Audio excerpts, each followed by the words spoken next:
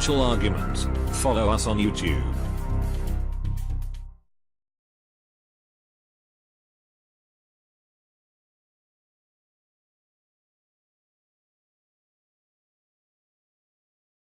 I'd like to move now to viewers' questions.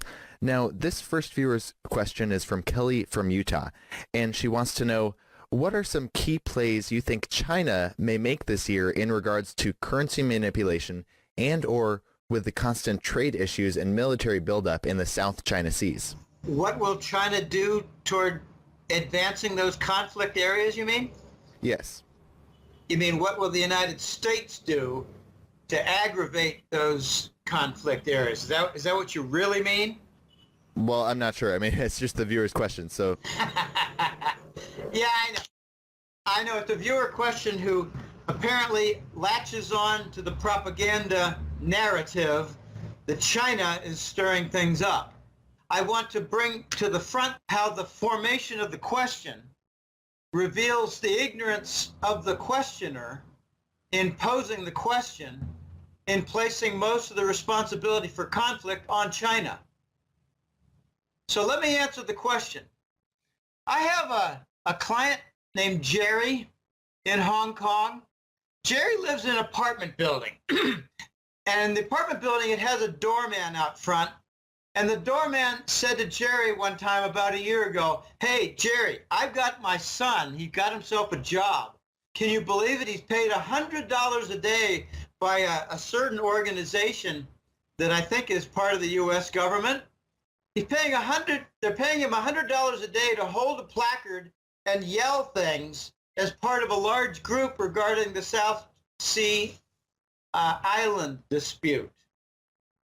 So is China stirring things up, or is the United States stirring things up? If we had Chinese ships running through the Caribbean islands on a regular basis, would the United States say, "Why you have all this activity in our territorial zone?" Of course we would. So when the United States does it in the South China Sea among their islands that are mixed in with the Japanese territorial zones, the Chinese object, but we blame them when we have no real need for sending our ships through those channels. So once again, we're stirring things up. The United States in 1999 was part of a deal with Britain to give most favored nation status to China. Was that China stirring things up? Or was it the United States setting up shop for $23 billion worth of foreign direct investment with Canada, $23 billion, US and Canada, in just the first couple of years, in China for a low-cost manufacturing zone for export into the United States for benefit to the corporations, but no benefit whatsoever to displaced workers? Was that China stirring things up?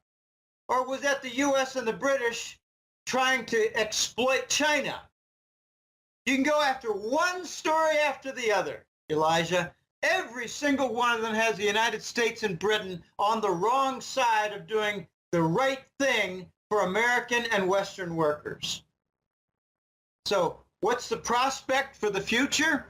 Well, I'll tell you where it's heading. Trump is going to want to bring back a lot of industry to the United States.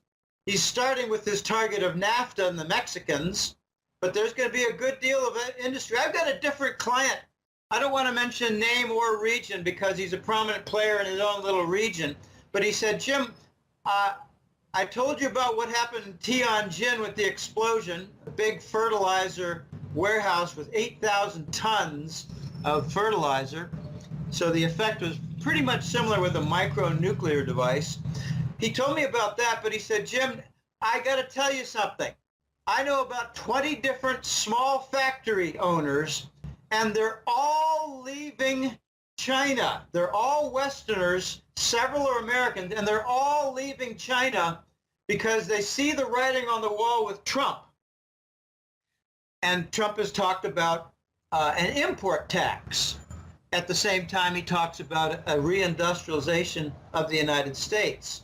So we already have an early view of exodus for businesses in China. I think it's going to continue.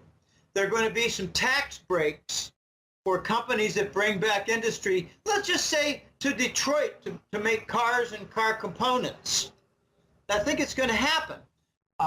We might see a number of them being Chinese, taking advantage of the free trade zones in Michigan and other places that already exist. They don't need to be set up. They already exist. Hundreds of foreign companies exist in the free trade zone in dozens of U.S. states. Okay, so we're going to be moving toward reindustrialization of the United States, probably before any official movement toward a gold dollar because of the trade deficit of $500 billion a year. And as we do that, we're going to create a lot of friction with the Mexicans, a lot of friction with the Chinese. And I don't think Trump really minds that the Chinese economy might slow way down in its growth because he's going to be working feverishly to build up the U.S. industry. So that's the prospect I see. And I don't see it moving toward war. That's basically your stupid fake news, CNN bullshit channels trying to discredit anything that Trump does. Oh, Trump's going to cause a war with China. No, and we didn't cause a war in Europe called Ukraine under Obama, and we didn't cause a war in Syria under Obama's watch with a fake terrorist group called ISIS that we fund, that Israel supports, Saudi supports, UAE supports. Oh my goodness. The hypocrisy. I have two goals. I want to see McCain arrested for treason and CNN shut down for propaganda. Those are my two goals. All right. Now, I just found a really great viewer's question. I think now this viewer is Kenneth from the UK, and he wants to know what conditions, if any, can put a stop to the illegal manipulation of gold and silver prices, artificially suppressing them, so that they can, again, achieve their true value. Introduction from a foreign source of the gold trade note. Introduction in foreign banking systems of gold used as a banking reserve asset. Okay, if you get a gold trade note that'll be used for trade, and you see gold being used in the banks, you will then pretty much dismiss the dollar in its pervasive role as the global currency reserve. I know that that doesn't sound like, it's going right after the COMEX. You're not going to shut down the COMEX from the front door. You're going to shut it down from the back door by making it irrelevant due to widespread, coordinated foreign activity having to do with trade payments, which right now have a dollar monopoly, and with bank reserves, which right now have a U.S. Treasury monopoly, by making the two sides of the dollar's global reserve status moot. The currency reserve status. By making both moot, you're going to have an undermine to the you're not going to knock down the COMEX by breaking its doors. You're going to destroy the COMEX by removing its floors.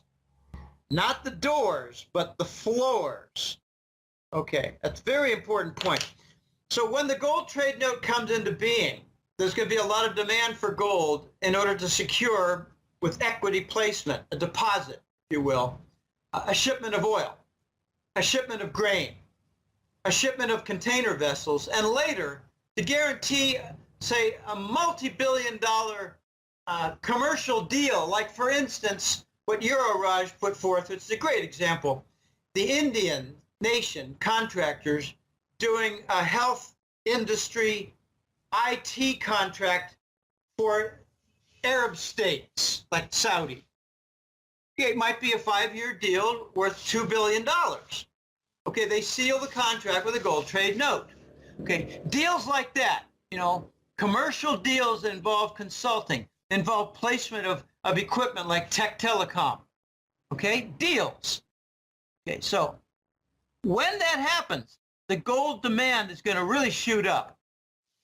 On the other side, when countries decide that, we've got like Korea, we've got well over $100 billion in treasury bonds in our banking system, and we think it's all at risk because we've got 6 years of the Fed printing money to buy the U.S. government debt. You cannot monetize the debt of the U.S. government and redeem toxic bonds held by the big banks within the same country, the United States, when the whole world uses the same treasury bonds as the core asset foundation for their banking system. You can't bring Zimbabwe into the global banking system. You can't do that without big consequences. So the United States slows the opposition by attacking any nation that gets off that rail system called the dollar. Okay, so what's it going to take? It's not going to take lawsuits against the COMEX. It's not going to take the 300 claimants to a single ounce of gold finally getting justice. No, they'll never get justice. They have a force majeure plan where all the contracts are nullified because of an extreme situation in the gold market, unforeseen and out of our control. Bullshit! Very much foreseen, very much in control, and planned for the exit stage Z with the force majeure already in place. We're going to see a time, I don't know when. I try not to talk about when, Elijah, because it's very, very risky. You can be wrong a lot. There's going to come a time, I think it's not going to be several years, it could be a couple of years or less. Not going to be 1 or 2 months, it could be several months. So between several months and a few years, we're going to see the gold and silver price just not be posted. We won't know what it is because all these different deals where they're paying 80 to 100% premium for $100 million gold delivery, those details are not well known. There are going to be about 5 or 6, maybe 7 different centers in the world: Hong Kong, Dubai, London, New York, Zurich, maybe St. Petersburg, Moscow, Shanghai, maybe Beijing. They're all going to have a different gold price because the East is going to have an honest system and the West is going to have a dishonest system. But there's going to be a darkness. There's going to be a period where we really don't know what the price is. We hear a bunch of stories, and then maybe some innovative people come forth and say, look, we got a new service where we try to come together and bring a gold price to the table. It's going to be an average of these 5 or 6 different things and different sites, and take it for what it's worth, but we think it's valuable, and it's going to have some variation. Okay, that's how I think the COMEX gets knocked out. The floors get knocked out. The doors do not get knocked down. Paul from England is wanting to know, do you believe the cabal will create a major false flag event to divert attention away from the looming collapse in fiat currencies? Yeah, I do. Not exactly sure how it's going to look. I think they might do some things that would involve supposed Russian hacking into Wall Street banks and London banks. It will not be Russian hacking. It'll be Langley, Bush family, Mossad, Rothschild hacking. But since they control the press, the perpetrator can then blame Russia and not themselves. Since when does the owner of a press have a front page story accusing himself of a crime? This is something very difficult for most Americans to conceive. My father believes we have a free press. I try to convince them otherwise. I get nowhere. I dropped that argument, that line of discussion. I dropped it years ago. I pointed out there are only 5 conglomerates that own the U.S. media, and that doesn't matter to him. He said, I saw it on TV. It must be true. I read it in the paper. It must be true. They would never print lies. I said, why would they not print lies if they own the paper and they are guilty of the crime? So there will be something. It could be, instead of hacking the big banks in New York and London, it could be just a tremendous effort to wreck the usage of credit cards across the Western world, across the Eastern world too. It could be like a hacking of even, say, the SWIFT banking system. Although I don't think they would do that because they rely on that to move the dollar and to compete against the RMB, which now has an alternative. But they might, pardon me, I'm having a hard time with my voice because I'm talking so much.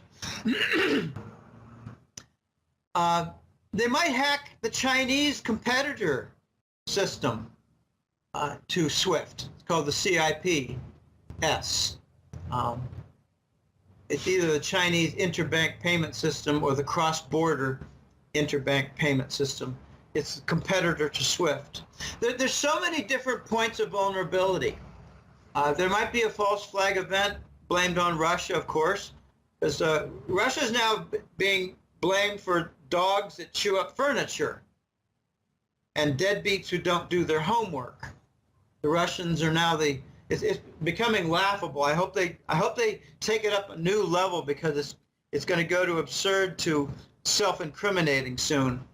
They might wreck the electricity grid in North America with the hacking. I mean, it's an antiquated system that's so vulnerable. So yeah, there might be some false flag events, but I think the bigger risk is not a false flag. It's a direct flag where they might do some bail-ins for a third of the big banks and mid-sized banks, the larger banks in the United States and Canada.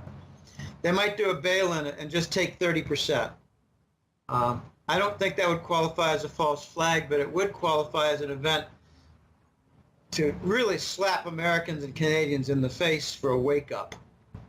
I've been saying for the longest time, until Americans lose their bank account and stock account and have trouble buying well-supplied and moderately priced food, so banks and supermarkets for food. Until that happens, I don't think they're going to wake up. I just can't see it happening. They're so distracted now by, race riot stuff that all paid for by Soros NGO groups. And now Obama is a main NGO coordinator for fighting Trump and resisting, what he called it, there's a group that I don't know the exact name, but it's basically fighting for democracy. It's not, it's fighting for fascism against democracy. So everything's being turned on its ear. Okay, I hope that answers. I think this is going to be our last viewer's question, but moving to this viewer's question, they want to know, what do you think about the recent alliance between Russia and Turkey? Also, do you think another coup d'etat is possible in Turkey? Wow, the Turkish situation is extraordinarily complicated. They are bitter enemies with their own neighbor in Greece. They're a member of the NATO. They're a very important member of the NATO because of the closest country located to Russia. They lie on the Russian border. And any mission that is designed toward Moscow would originate from Incirlik base in Turkey. Turkey, I'm just going to rattle on all the complexity factors here. Turkish Air Force Base for NATO is the #1 stopping point for the Afghan heroin. It might make some other stops in Eastern Europe, but it makes a very, very large volume in heroin shipments in Turkey. And from there it goes to France, Italy, and Germany. The heroin! The heroin! the heroin that the United States produces in Afghanistan for the European streets and the American streets. There's a large number of missing nuclear warheads at the Turkish Air Force base of U.S. label. Oh boy. The United States was caught red-handed trying to do a coup d'etat several months ago against Erdogan. There were many high-level NATO officials. Some of them were Turkish, but they're NATO officials who were involved in that.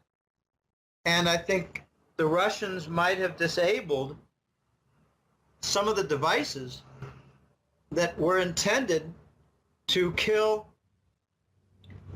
Erdogan and his helicopter getting out of town.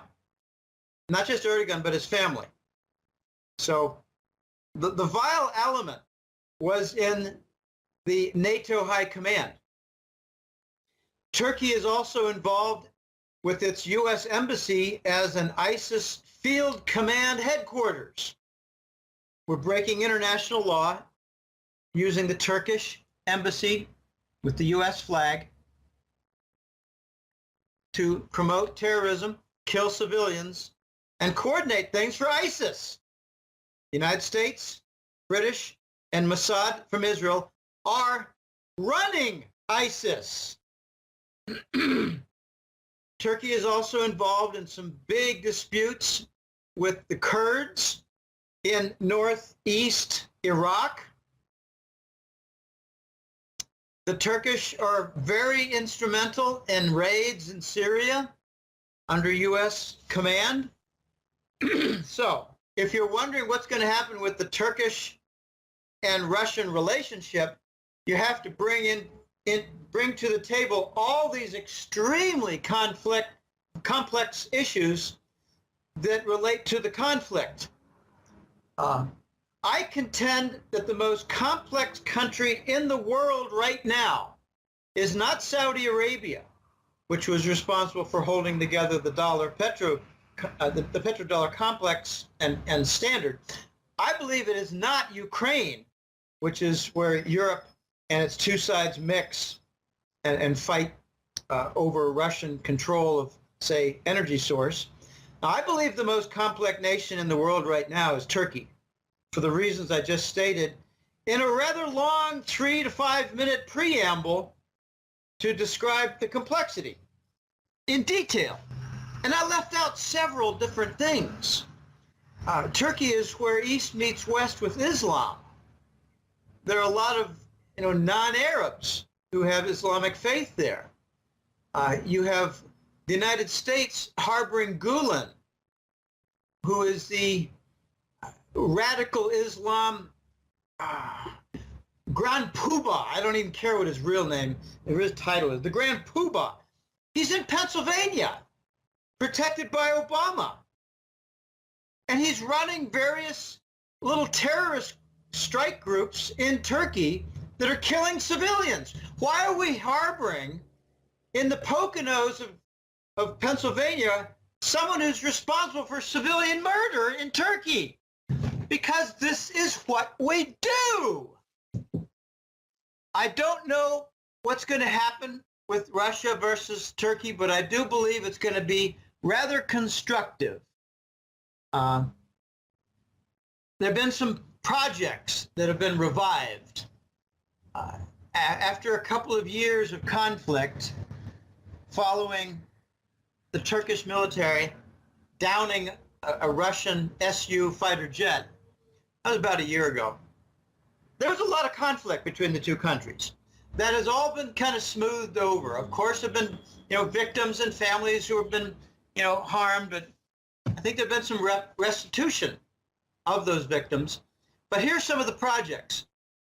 The Turk Stream Gazprom gas pipeline is now back on schedule. It needs to complete certain elements, but when completed, it'll be a detour workaround that does not involve Ukraine. and supplies southern Europe. That's back on track.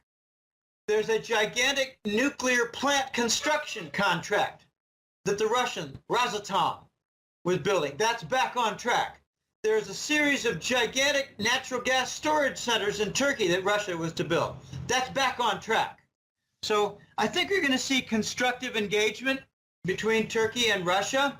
But the real prize, I think, that could come, I'm not going to make this a forecast because it's just too big. I think Russia eventually could, I'm just not going to make it a forecast, Russia could take control and pay rent for the Incirlik NATO base in Turkey and bring it into commercial means, for commercial purposes, toward trade and not war, because the United States is not about trade, it's about war.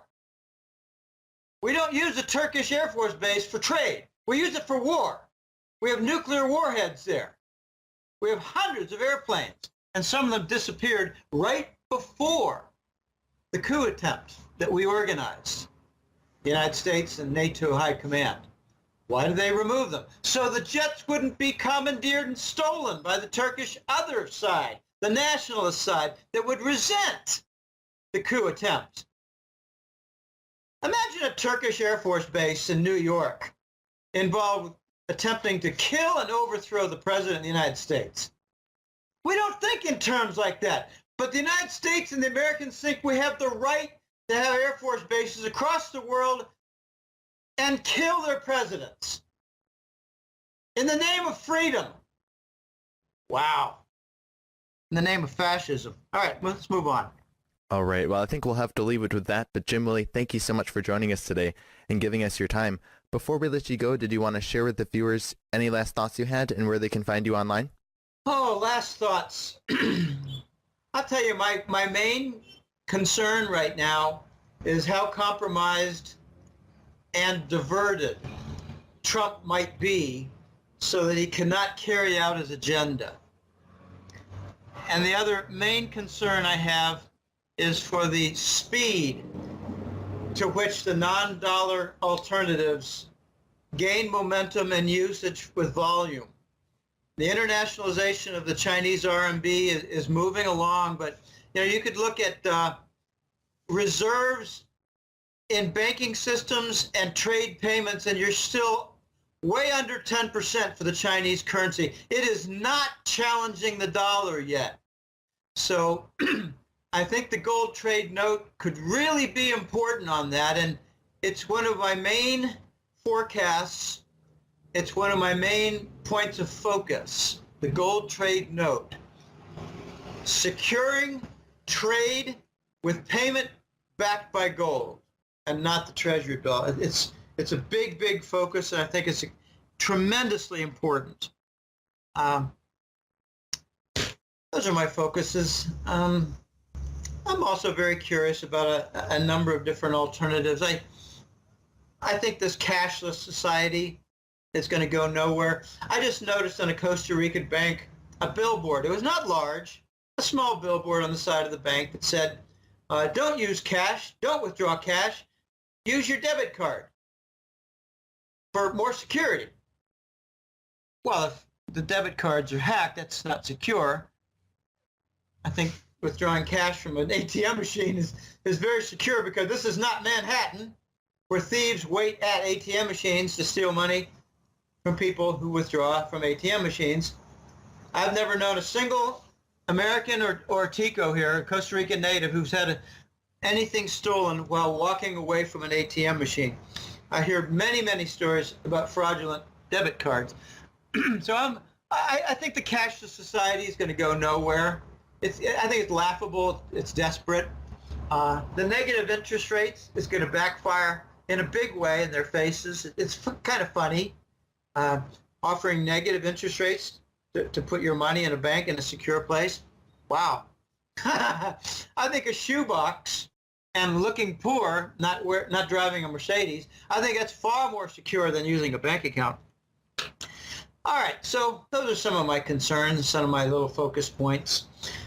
I hope people can go to my website, our website, www.goldenjackass.com.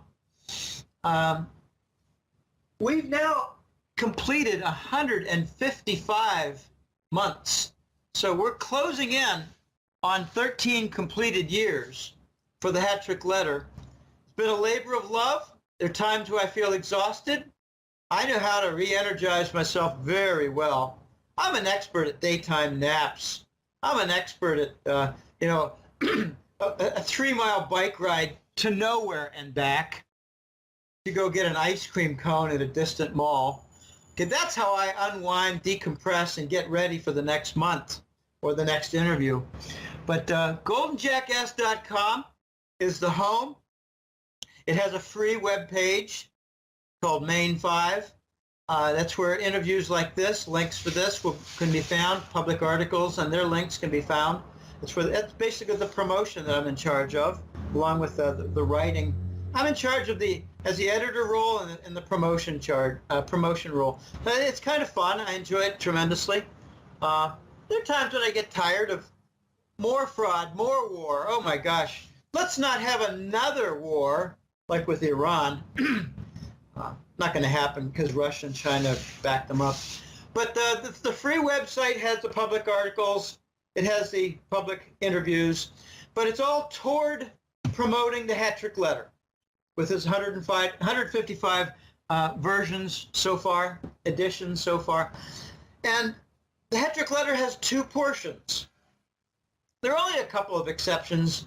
I think only 2 times I've had just a single report. But it's the Money War Report, Global Money War Report, which is basically about the dollar and the defense of the dollar system, the dollar standard being defended, corrupt as it is, as war-ridden as it is, blood on the dollar's hands. That's sad, but that's where we are right now, and a lot of details at a high level.